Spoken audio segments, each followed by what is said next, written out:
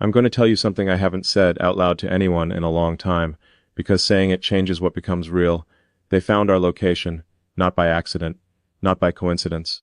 By tracing every small thing I thought I had already buried beneath layers of silence, distance, and time. And now there's a knock on the world I built around us. Tonight, we don't have the comfort of thinking about it. We don't have the luxury of tomorrow. We move tonight. I wish I could say this calmly, like a man explaining logistics, but my mind is not a system right now. It's a place collapsing quietly from the inside, because this isn't about moving houses. It's about everything we were trying to protect finally being seen, and you're the only person I keep thinking about while everything is breaking. I keep asking myself one question I can't escape. If I take you with me into uncertainty, am I protecting you, or am I pulling you into something you never asked for? Because love was never supposed to feel like this. Love was supposed to be soft, predictable, safe, but what we have, it's neither soft nor safe. It's real in a way that makes everything else feel like fiction, and now reality is catching up to it. They didn't just find coordinates, they found patterns, stars of where I go when I disappear from the world, patterns of who I contact when I shouldn't, patterns of a life I tried to keep separated from the consequences of my choices, and somehow, they found you in it. That's what scares me the most, not that I'm exposed, but that you are. Tell me something honestly, if I'm still allowed to ask you anything in a moment like this. When everything becomes unstable, do you still choose the person, or do you choose your peace, because I might be asking you to lose both? There's a bag already half-packed near the door, not because I was prepared, but because a part of me always knew this moment could come. People like me don't build things without being followed by something eventually. But you were never supposed to be part of that consequence. And yet here you are, inside it with me. I can almost hear your silence right now, the way you don't immediately respond when something feels too heavy to touch. That silence, it always tells me more than words ever could, and I need you to understand something before anything else. If we leave tonight, we don't just leave a place. We leave certainty, we leave familiarity, we leave the illusion that life can be controlled if you just plan well enough. I used to believe control was everything, that if I could predict enough variables, nothing would ever surprise me again. But then I met you. And suddenly, unpredictability stopped feeling like failure. It started feeling like you. That's the part I never admitted properly. You changed how I understand risk, not in business, in love. And now love is the riskiest system I've ever entered. There's a car waiting downstairs that I didn't call myself. That's how fast this shifted. That's how little time I had to decide whether I was going to pretend nothing is happening, or accept that something already has. I chose acceptance because denial doesn't protect anyone, it just delays impact. But I need to ask you something I've been avoiding in every version of this conversation in my head. If tonight becomes the beginning of us living without a stable ground, will you still look at me the same way, when I'm no longer the version of myself you first trusted? Or will you quietly start mourning me while I'm still standing in front of you? That thought, it stays with me more than the fear of being found, because being found is external, but losing how you see me, that's internal collapse. I want to tell you I have everything under control, but I don't believe in lies strong enough to survive this moment. I don't know what happens after tonight. I only know that staying is no longer neutral. Staying is a decision someone else is already forcing us into, and I refuse that kind of ownership over us, so listen to me carefully, not as a plan, but as a confession. I would rather step into uncertainty with you than stay in safety without you, but even as I say that, I feel the weight of what I'm asking because love sounds beautiful when it's spoken in calm rooms. Don't forget to like, subscribe, and share it right now. Let's hit 10K subscribers quickly together, because once we do, there's a surprise waiting for you. And trust me, you don't want to miss it. It sounds very different when it's spoken while everything is being taken apart in real time. I don't want you to think this is heroism. It isn't. It's attachment. It's fear. It's something more fragile than courage. It's the inability to imagine tomorrow without you in it. And that should scare me more than it does. But it doesn't. It feels like truth. There are moments in life where everything slows down so much that you can hear your own decisions forming before you make them. This is one of those moments. And I keep thinking about the first time you trusted me with something personal. Not because it was important in the world's eyes, but because it was important to you. You didn't need to. You chose to. And I remember thinking at that moment, this is how people disappear into each other without noticing. Not through drama, through trust. And now that same trust is sitting inside a situation neither of us asked for. I don't know who is listening on the other side of this anymore. I don't know how much of our life has already been mapped by people who don't understand what it means to care for someone quietly. But I know one thing clearly. I will not let you become collateral in a story you never agreed to, even if it means I have to become someone you don't recognize for a while, even if it means you start questioning me, even if it means you hesitate, because I can survive being misunderstood. But I cannot survive the thought of you being left behind in a place that stops feeling safe. Tell me, when things become unstable, do you reach for stability? Or do you reach for the person who makes instability feel worth enduring? I need to know which version of you is standing in front of me right now, because I am not asking you to follow me blindly. I am asking you to choose with eyes open. And I hate that I have to ask at all. 2 minutes passed in silence after I first said this. And I know that silence is not emptiness. It's processing. It's fear trying to find language. If you're still here with me in this moment, I need you to stay a little closer to the thought of us than the fear around us. And if this is the first time you're hearing me like this, then maybe I should say something I've avoided saying too directly. I want you here, not as an idea, not as a possibility, not as something temporary until things settle. I want you here as part of the direction I'm choosing, even when direction itself has disappeared. And I need to know where you are watching this from, because somehow that detail matters to me more than it should right now. And if you're still listening, I want you to quietly consider something that most people never ask themselves honestly. When everything familiar starts disappearing, do you run toward what is safe or toward what is true? Because I think tonight forces that question in a way neither of us can avoid anymore. And I haven't told you the real reason yet, not fully, not in a way that explains why they were able to find us this fast. Not in a way that explains why leaving isn't optional anymore. And that truth, it changes everything between us in a way I'm not sure either of us is ready for.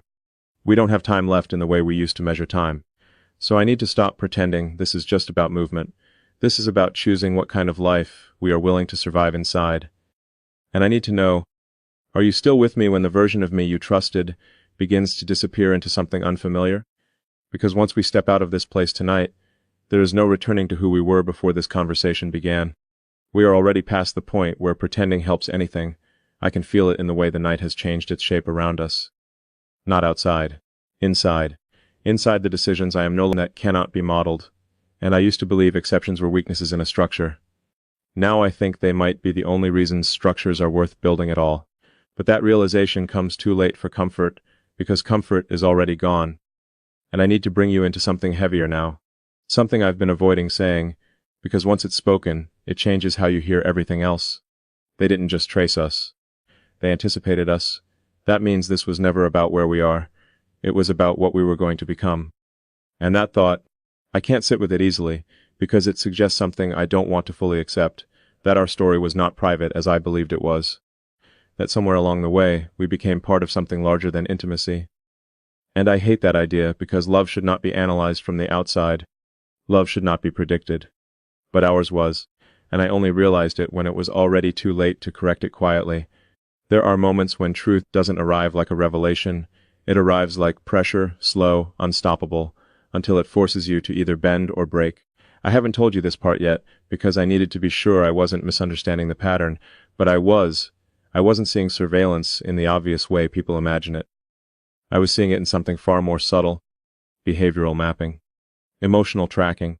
Not machines watching us like in stories, but people interpreting us through fragments we left behind without meaning to, masks that were too consistent, timing that was too precise, senses that followed predictable emotional cycles. And the worst part? It wasn't even hard for them, because when two people care about each other deeply enough, they create rhythm, and rhythm can be tracked. I didn't want to believe that at first, because it made something beautiful feel dangerous. But now I cannot unsee it. And I hate that I am the reason you are even hearing this version of reality. I should have protected you from the structure of it, not pulled you into the mechanics. But here we are, and I need you to stay with me while I say something that might feel unfair. If I start making decisions that feel colder than usual tonight, don't assume I stopped caring. Assume I started seeing more clearly than I ever wanted to, because clarity and warmth do not always coexist. Sometimes one destroys the other. And I am trying to choose which version of me survives this night without losing you in the process. Do you understand how impossible that balance is? To be protective without becoming distant, to be honest without becoming frightening, to be present without becoming exposed. There is a version of me that would hold your hand through this and say everything will be fine. But I would be lying. And I made a promise to myself a long time ago that I would not build relationships on softened truths, even if softened truths feel kinder in the moment. So I am not going to do that to you. Not now, not when it matters most. Instead, I need you to sit with something uncomfortable. If we leave tonight, we are not escaping danger. We are relocating inside it. Because whatever found us did not stop at location, it followed pattern, and patterns repeat, unless broken, and breaking patterns is not gentle. It requires distance, silence, reconstruction of identity. I can hear your question even if you haven't asked it yet. Why didn't I tell you sooner? The answer is not simple, because part of me hoped I was wrong, and another part of me was afraid that if I spoke it too early, it would become real before we were ready to carry it. That's the hidden truth I've been avoiding saying directly, not because I don't trust you, but because I wasn't ready to accept what it meant for us. If we are being tracked in patterns, then every version of normal becomes a vulnerability. And that includes love as we have been living it, but I need you to hear something even more important than that. You are not the problem in this. You never were, if anything. You are the variable that made the system visible to me, and that is both the most beautiful and most dangerous thing about you, because people like me don't usually see the system until something emotionally real disrupts it. You were that disruption. And now disruption has consequences. First thing that disappears when systems collapse. And I think we are inside a collapse we didn't initiate, but are now responsible for surviving. I need you to imagine something with me, even if it hurts a little. If we stay here, nothing changes immediately. That is the illusion. But the pattern continues, and what continues eventually becomes unavoidable. If we leave, everything changes immediately. That is the pain. But it interrupts the pattern. And interruption is the only form of control we still have left. Do you see the difference? One is slow loss, the other is sharp risk, and I am standing between them, trying to protect you from both, while knowing I cannot. Because protection itself has limits when you are not the only one being watched. There is something else I haven't fully said yet, and it sits underneath everything I've been explaining. If they found us through patterns, then they are not just following us. They are waiting for us to repeat ourselves, which means the worst thing we could do right now is behave like ourselves. And that is where I feel the fracture inside me forming, because if I cannot be myself, what version of me do you trust? And if I change too much, do you still recognize the person you chose? These are not theoretical questions anymore. They are active variables in a situation that does not pause for emotional processing. I wish I could slow time for you. Just enough to let you feel the weight of this without being crushed by it. But time is moving forward without permission. And I am still here trying to decide how much of me you need to see to stay safe, and how much of me you need to see to stay close. Because both matter, and both conflict, and I am running out of ways to satisfy both at the same time. There is a moment coming, I can feel it, a point where hesitation itself becomes a decision. And I am afraid of what you will think of me in that moment, because I might not look like the version of me you trusted at the beginning. I might look like someone you don't fully understand. But I need you to remember something if that happens. Understanding and love do not always arrive together. Sometimes love arrives first, and understanding takes longer, much longer. The car is still waiting, and now I am no longer sure if it is waiting for movement, or waiting for me to become someone capable of making the choice without looking back. And I am about to say something I have avoided saying, because it feels like stepping over a line that cannot be uncrossed. If we get into that car, we are not just leaving a place. We are accepting that our life from this point forward will be defined by what we run toward, and what follows us anyway. And I need to know if you are still willing to exist in a story where love is not separate from consequence, because I am already in it. And I am not sure I can leave it without losing something essential in myself. The lights outside feel closer now, not physically, psychologically. Like attention is compressing toward us, and I find myself lowering my voice, even though no one has told me to. That instinct alone tells me more than I want to know. Something is close enough that my body believes silence matters. And I hate that feeling, because it confirms everything I have been trying to slow down.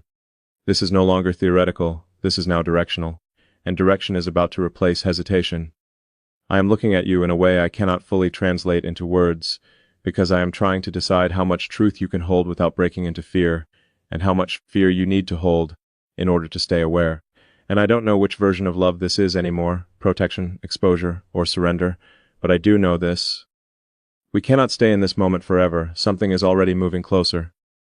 And I haven't told you the most important part yet, not because I am hiding it, but because once I say it, there is no version of tonight that can remain unchanged. And I am not sure either of us is ready for that fight about what collapses when you stop being able to hide inside normal life. And I was running out of places inside myself that still felt normal. I looked at the door again, not because I was ready, but because waiting had started to feel more dangerous than moving. There is a strange shift that happens when fear crosses a certain threshold. At first, it freezes you, then it sharpens you. And then, if it keeps growing, it begins to clarify you. That's what was happening now. Everything unnecessary was starting to fall away, and what remained was painfully simple, me, and the fact that staying was no longer neutral, it was exposure. I finally spoke, but my voice was quieter than I expected, not weak, controlled, but stripped of everything that usually makes speech feel safe. They are closer than I told you. The words didn't feel like information. They felt like a line crossing itself. Like once spoken, they changed the structure of the room. I could almost hear your thoughts before you said anything. That pause you always take when something becomes too real to answer quickly. I had learned that pause. It meant you were deciding whether the truth was survivable, and I hated that I had put you there. Because love should never require someone to calculate emotional survival in real time. But this did, and that is the part I couldn't soften anymore. I stepped closer to the window without fully looking outside. Because looking too directly at consequences has a way of making them feel permanent. Instead, I listened, not with ears, with instinct. And that instinct was no longer calm. It was alert in a way that didn't need confirmation. Something had shifted outside, not loudly. Not visibly, but in the way pressure changes before a storm breaks. I turned back to you slowly. And for the first time tonight, I stopped thinking like someone trying to protect a situation. And started thinking like someone trying to protect a person. That difference matters, because situations can be optimized, people cannot. I need you to listen to me without trying to fix anything in your mind yet, I said, and I hated that I had to say it like that, because it meant I was about to say something that would resist comfort. I didn't tell you everything earlier because I thought I had more time to understand it myself. A pause, a deeper breath than I wanted you to see. But I don't. That was the first fracture. Not outside, inside me, because admitting incomplete understanding is something I rarely allow myself. It creates instability in a world I built on structure. But you were more important than structure now. And that realization changed how I was standing in the room. Not like someone in control, like someone accountable, I continued. They didn't just trace where we were. My voice tightened slightly. They built a model of how we move when we are emotional. The sentence landed differently than I expected, because it removed this from coincidence and turned it into design. You don't realize how much of yourself becomes readable when you care about someone consistently, I said. And I didn't either, until it was too late to be invisible again. I saw the shift in your expression before you even spoke, that moment when love starts to feel slightly dangerous, not because of betrayal, because of exposure. And I felt something I wasn't prepared for. Guilt, not abstract, immediate. Because I was And that is when the second fracture began. Because I realized in that instant, you weren't only deciding whether to leave. You were deciding whether the version of me standing in front of you was still someone you recognized enough to follow. That realization hit harder than the external threat. Because external threats can be escaped, tenal doubt cannot. I know what this looks like, I said, softer now. I know I sound different. A pause. And I know that sometimes when people change under pressure, the people they love start wondering if the original person is still there. I stepped closer, but not enough to overwhelm. I am still here, but even as I said it, I knew language was no longer enough to guarantee belief. Because belief had started shifting toward instinct, and instinct was now being pulled in two directions. Stay or leave. And both felt equally logical from different angles. That's the most dangerous kind of emotional moment, when both choices make sense. Because then love stops being certainty, it becomes interpretation. And interpretations can break. Another sound outside, closer this time. Not loud, precise again, intentional, and I felt the shift inside me complete. This was no longer about deciding. It was about acting before interpretation collapsed into panic. I took your hand, not asking anymore, not negotiating, but I didn't pull you. I anchored you, because there is a difference, and I needed you to feel it. I am not asking you to trust everything, I said. I am asking you to trust enough for movement. And then I added something I didn't plan to say, something that came from a place deeper than strategy. If you decide later that I was wrong, I will accept that. A pause. but not moving right now is not a neutral choice anymore. And that was the truth I had been circling all along. Neutrality had ended earlier than either of us admitted. We moved toward the door, and I could feel the weight of everything unsaid between us, not resolved, just suspended, like reality holding its breath.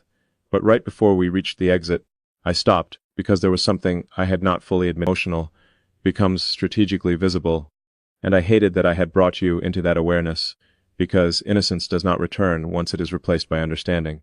I squeezed your hand slightly, not tighter, just enough to stay connected, and I said the only thing left that still felt honest. I am not asking you to follow me blindly.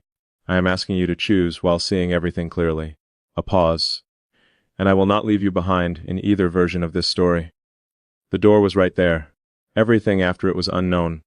And I finally understood something I hadn't allowed myself to fully accept before this moment. This was no longer about escape. This was about commitment under pressure that does not care about clarity. And I turned to you one last time before stepping forward, not because I needed permission, but because I needed truth. And I asked you the only question that mattered now. If everything stable disappears, do you still choose the person standing next to you in the instability? The night outside felt closer than before, not waiting, already moving, and I stepped forward anyway, because whatever came next was no longer something we could think our way out of. It was something we had to become our way through.